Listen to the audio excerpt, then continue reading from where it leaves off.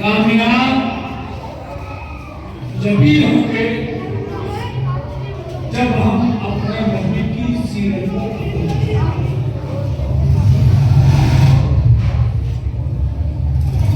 हम अपनी कौम के किस किस हालात पर तबसरा करें, हमारी कौम मुस्लिम में कितना बिगाड़ है आप देख रहे हैं। ये बुलेट वाला इसने एक चक्कर इधर से इधर का लगाया और एक चक्कर इधर का। ये क्या है? दिखावा। अभी हम रोड से आ रहे थे तो चार नौजवान बाइक में सवार होकर इधर उधर रोडों पर घूम रहे थे। अब पुलिस पकड़े, चालान करे तो इस बात पर तबसरा होगा कि यहाँ की गवर्नमेंट हम पर जुल्म कर रही है, पुलिस हम पर जुल्म ज्यादती कर रही है। और मौका हमने दिया जब इस मुल्क का कानून है कि बाइक पर 2 सवारी जाए और हेलमेट लगा कर जाए, तो ये कानून है। सब बोलो ये कानून है ना। ये बच्चा मेरे पीछे बैठा हुआ मुझे लेकर आया है, इससे मालूम करो मैंने अपनी मस्जिद में अपने नौजवानों से हाथ उठाकर वायदा लिया है कि 2 नौजवान बाइक पर बैठकर जाएंगे और हेलमेट लगाकर जाएंगे।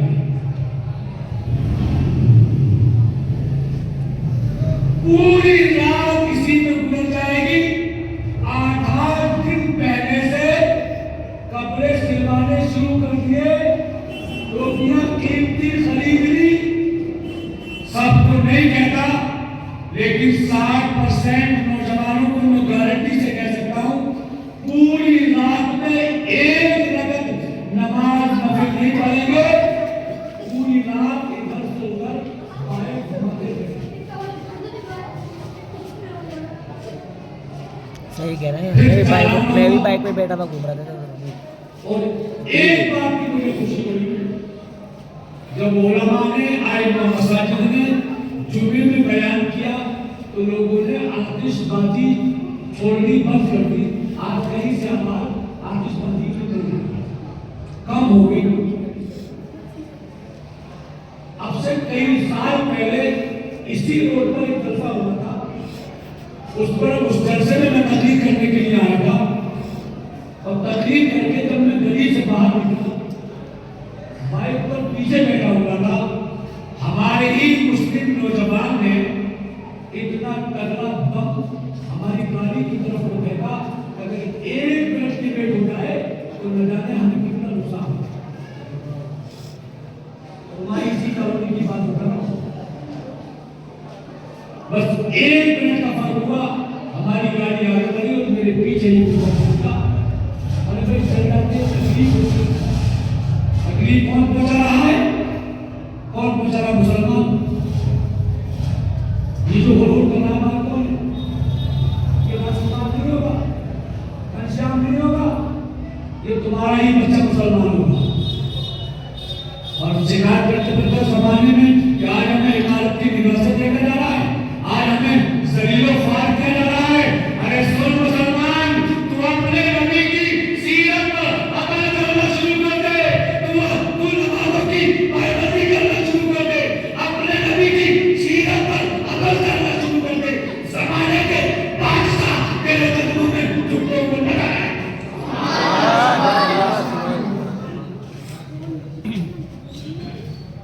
मेरी बात आपकी समझ में आ रही है? ये दिवस कौन बात मेरी सही है?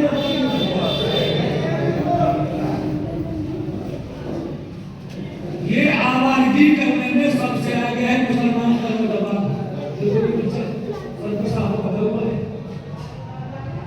ये भी नौजवान होगा, ये भी जलसे के अलावा घूम रहा होगा, लेकिन मेरी तरबियत है, मेरी मस्जिद में हाथ उठाकर मैं करता हूँ और मेरी तरह ही आपके नाम है ये ऐसा कीमती हीरा तुम्हारे नजदीक है, इसकी जितनी कदर करोगे उतना ही तुम्हें फायदा वाली में मिलेगा। कहीं और ये वाले और ये नीचे बैठे ना तकरीर भाई इसी चीज का नाम है, सदरी पे का नाम तकरीर नहीं। ये रजा मुझे ये बहुत लतीफे जानता हूँ, इतने लतीफे मुझे याद है कि अगर मैं सुनाने पढ़ा जाऊँ तो आप अभी यहीं पर लोग को बोलाओगे। मेरे नजदीक तकरीर उस चीज का नाम नहीं कि आप हंसते हुए जाओ, बल्कि तकरीर इस चीज का नाम है कि आप कानों से सुनो और अपने दिल में बसा कर लो।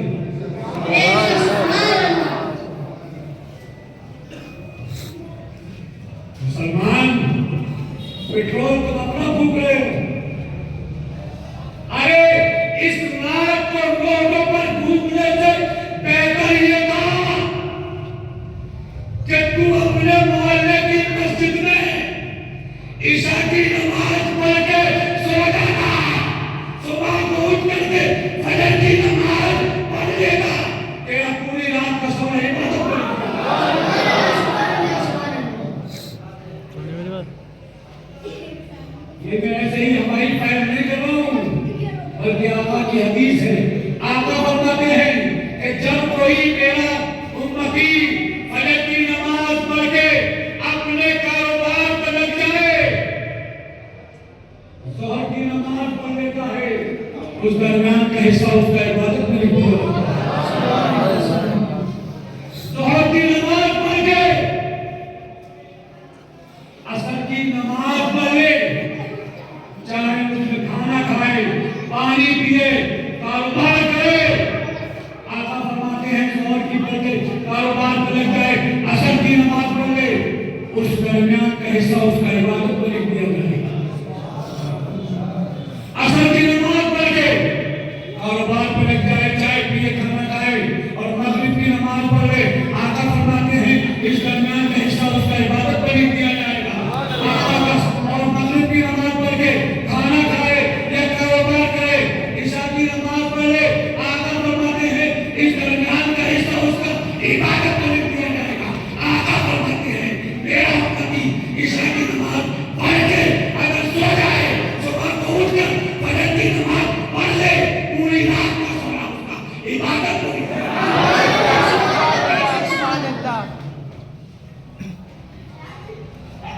जाओ जाकर के देखो अपनी मस्जिदों के आगे नौजवान 4-4, 6-6 लड़कों को अपने पास में खड़ा करके उनसे बातें कर रहा है। ये मस्जिद के आगे चौपाल लगाने वाला वो नहीं है जिसकी तुम बुराई करते हो, तुम्हारी ही औलाद है जो मस्जिद के आगे 4-6 लड़कों को इकट्ठा करके बड़ी जोर जोर से हंसते हैं। अरे मुसलमान क्या हो गया? और इस नौजवान का हाल तो ये है कि अगर पूरी माँ और पूरा बाप अगर इसे समझाए बेटे आराम से बाइक चलाना, बेटे मस्जिद में न जाकर के नमाज पढ़ना और कब्रिस्तान चले जाना, हेलमेट लगाकर जाना, तो ये नौजवान हमने कई को देखा है, कानों से सुना है, ये अपनी माँ को पागल कहता हुआ नजर आता है, अपने बाप को पागल कहता हुआ नजर आता है। आज इसकी समझ में अपनी माँ की बात नहीं आती, इसकी समझ में अपने बाप की बात नहीं आती, मोहल्ले के हमारे लोगों की बात समझ में आती। अगर माँ फोन पे पूछे, बाप फोन पे पूछे कि कहाँ हो, तो झूठ बोलता है। और ये झूठ बोलना किसने सिखाया? ये माँ बाप ने सिखाया। अब आप कहोगे मौलाना कैसे? मोबाइल घर पे रखा है, चार्जिंग पर लगा हुआ है, खुद भी वही करता है, मोबाइल उठाया, अपने बच्चे के हाथ में दिया और बच्चा ओके करके कहता है पापा कह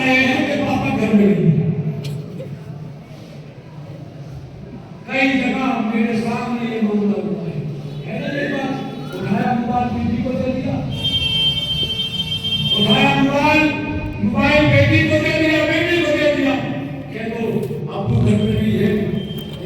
भाई अगर बचपन में तूने ये कहा होता, अगर तुमने बचपन में ये कहा होता, खुद को अपने आप को अगर झूठ से बचाया होता, और अब अगर तुम्हें बात नहीं करनी है, अभी मेरे मोबाइल पर बोला ही नहीं और मेरे बेटे की बोल नहीं कर रहा हूं, बात को बात कर लूंगा। लेकिन लोगों के अपना खुद का इस बात पर है कि मुसलमान सिर्फ इतना कर ले कि अपने आप को झूठ से बचा ले। इसलिए कि अल्लाह के नबी ने झूठ को उम्मुल खबाइस कहा है, तमाम गुनाहों की मां। अगर कोई चीज है तो वो झूठ है। वो क्या है? झूठ है। और आज हमारा नौजवान सबकी मानने को तैयार है, लेकिन अपने माँ बाप की बात मानने को तैयार नहीं है। क्यों? माँ बाप की तो किसी की नहीं मानते, माँ बाप की तो किसी की नहीं मानते। आप लोग किसी की नहीं मानते, तुम ना तो अल्लाह की मानते हो ना अल्लाह की। मस्जिद में अज़ान हो रही है, मस्जिद के बाहर खड़े हुए हो, जमात हो गई, बात मुसलमान का हाथ ये है कि महीनों गुजर जाते हैं, उसे ये पता नहीं कि फजर की नमाज हमारी मस्जिद में किस वक्त हो।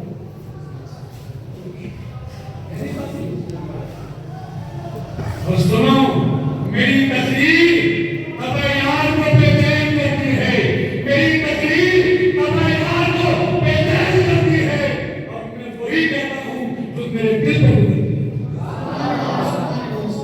और नासेहा मत कर नसीहत, आज हमारा हाल ये हो चुका है, नासेहा मत कर नसीहत, दिल मेरा घबराए है और मैं उसे दुश्मन जानूं जो मुझे समझा है। आज उसके बाद का बात है, कितनी मरतबा आपने सुना होगा, सैकड़ों मरतबा सुना होगा। हमारे वो चार का नफिल पड़े उसके बाद जो मेरे बारे में चार का नफिल पड़े गलत थोड़ी ना बोले यार। हर तकलीफ बर्दाश्त कर लेना। सब बेटे बेटे भी याद आया यार।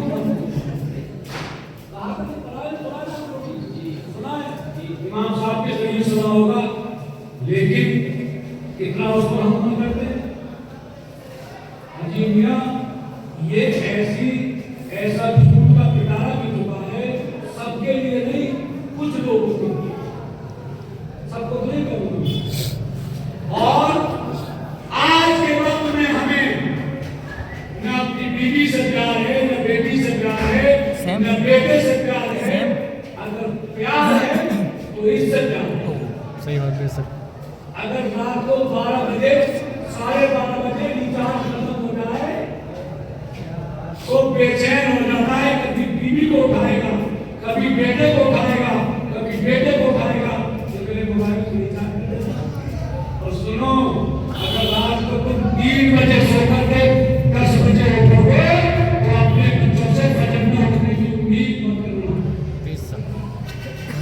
जब हम खुद 11 बजे सोकर उठेंगे, 10 बजे सोकर उठेंगे, तो हम ये उम्मीद करें कि हमारा बच्चा नमाजी हो जाए, तो हम गलतफहमी की जिंदगी गुजार रहे हैं।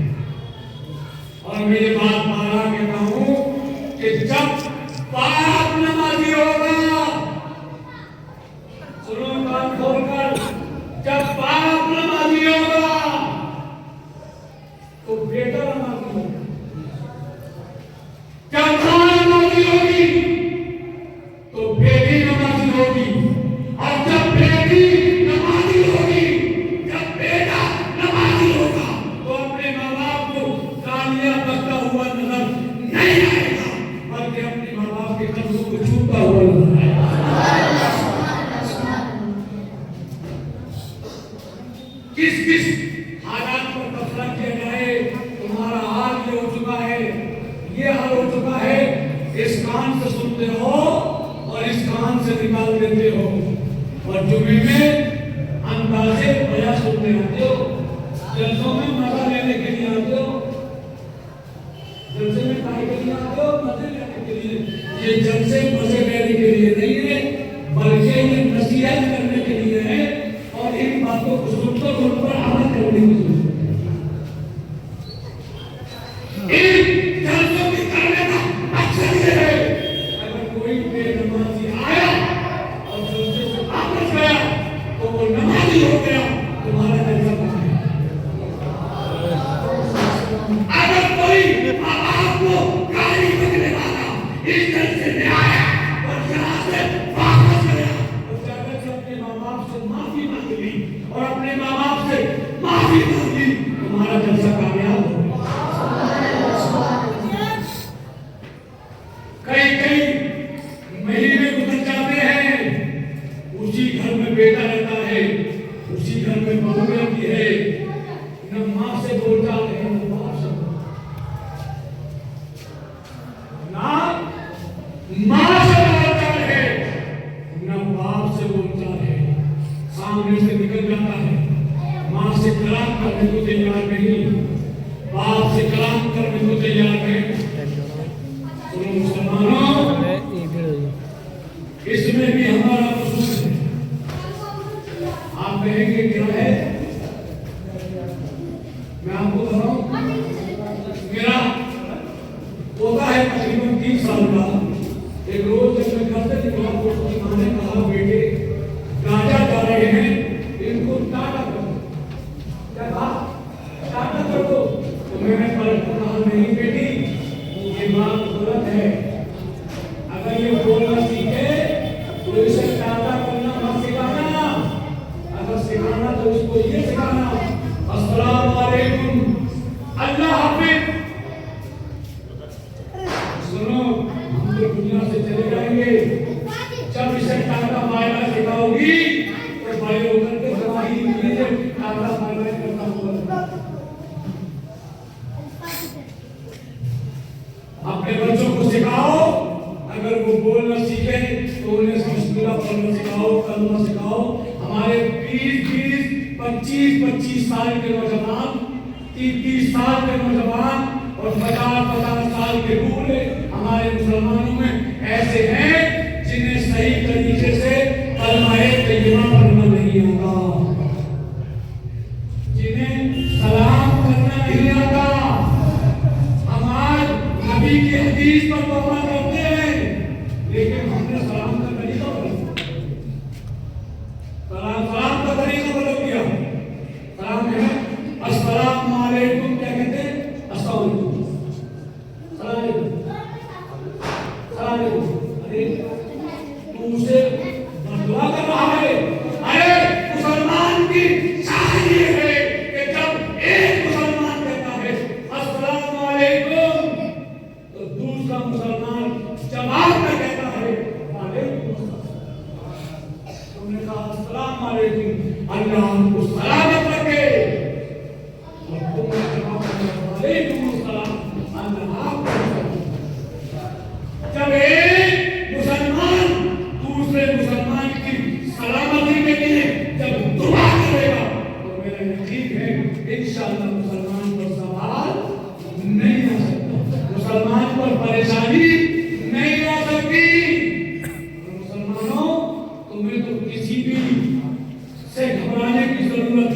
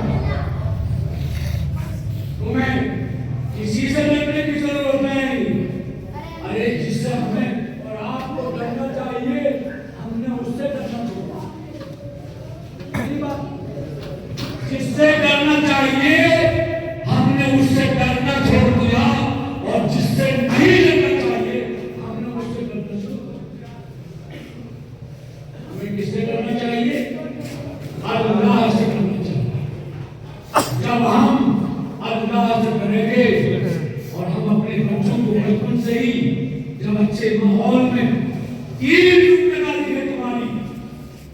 सबसे पहली जिम्मेदारी जब तुम्हारे यहाँ पर बच्चा पैदा हो तो तुम्हारी जिम्मेदारी है कि तुम उसका अच्छा नाम रखो। अगर बेटा पैदा हुआ है तो उसका सबसे पहला नाम तुम्हें रखना है मोहम्मद। क्या रखना है? मोहम्मद। और उर्फ में कोई भी ऐसा नाम रख लो कि जिसके मायना अच्छा, बल्कि हाल ये है कि किसी मुफ्ती, मौलाना, इमाम, हाफिज, कारी के पास जाने को तैयार नहीं, इसी मोबाइल को निकालेगा और कुछ करके इसमें से नाम निकालकर अपने बच्चों को रखेगा। अरे नाम रखो, लेकिन अपने बच्चे के नाम से मशवरा कर लो कि हमें अपने बच्चे का नाम क्या रखना है। नाम की भी तासीर होती है। अगर नाम अच्छा होगा तो इंशाअल्लाह उसके काम भी अच्छे होंगे। जब हमारे बच्चों के नाम अच्छे होंगे तो हमारे बच्चों के इंशाअल्लाह काम भी अच्छे होंगे। मुसलमानों, अपनी रविश को बदलो।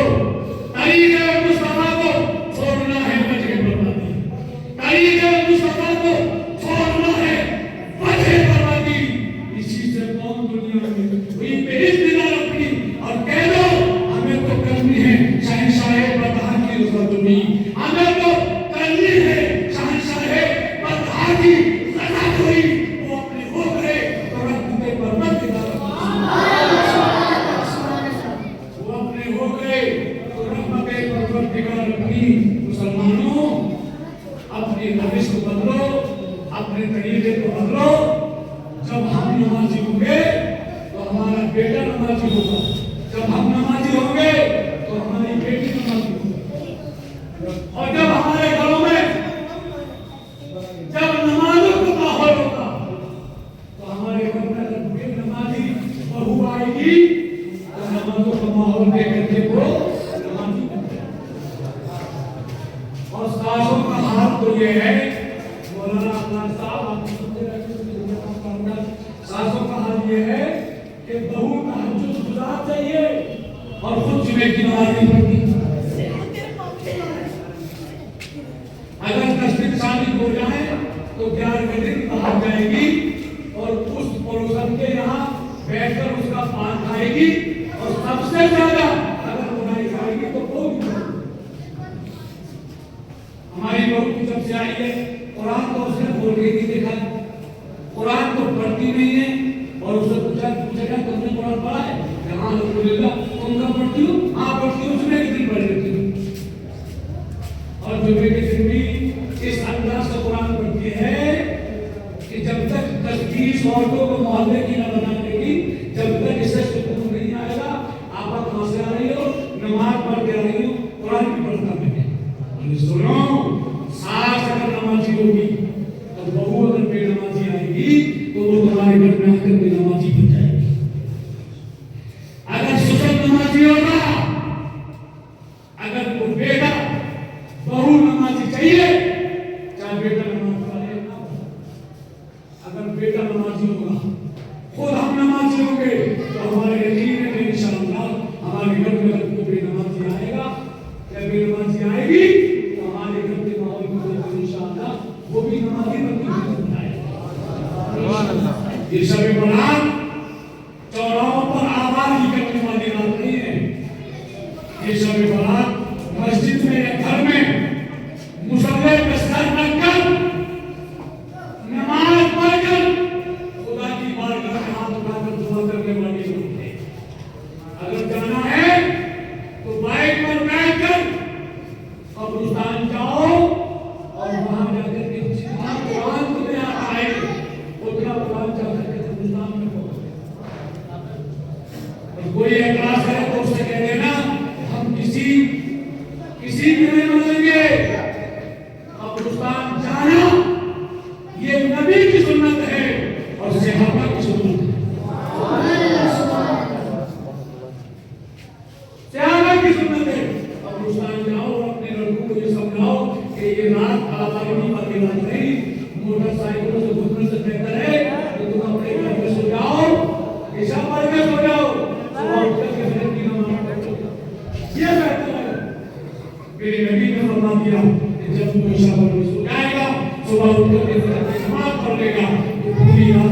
इबादत करने को मिलता है।